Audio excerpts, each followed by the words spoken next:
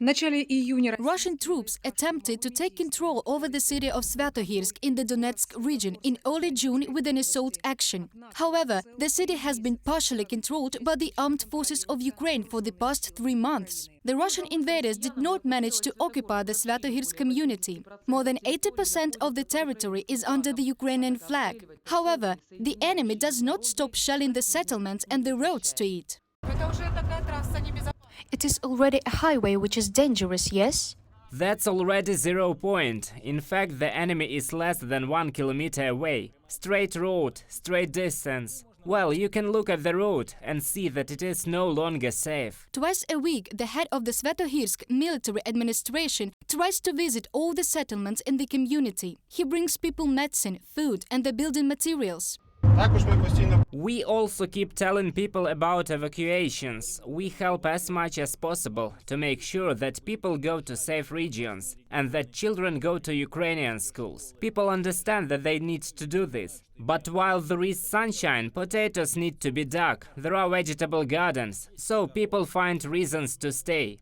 Olga, a resident of the village of Mayaki, works as a paramedic. She agrees to be evacuated, but she cannot leave the village without a doctor.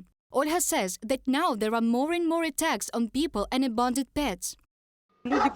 People moved away, left a lot of dogs, over a dozen of them running around and jumping on people, and one big dog was left. The owners had moved away and the man went to the crossroads and was seriously wounded. However, Natalia and her husband did not even think about evacuation. The family has no doubt that the Ukrainian flag will continue to wave over the community.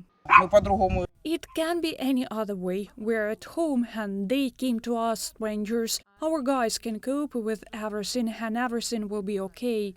All the usual utilities are partially or completely absent in the Sviatohirsk community settlements. In order to heat their homes in winter, people stock up on firewood and bring provisions to shelters.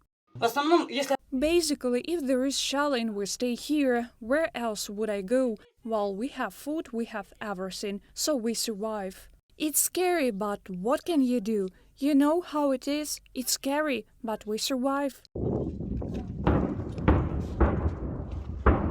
The military administration also helps the people in the churches, and priests distribute humanitarian aid to their congregants.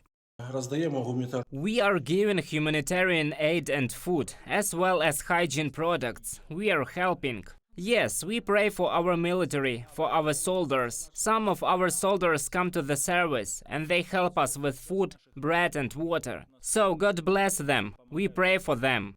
6 months ago, there were over 9,000 people living in the Sviatohirsk community. Now about 1,200 civilians are still remaining in Ukrainian-controlled territory. Reported by Diana Kolesnik, Olen Hramova, UATV News.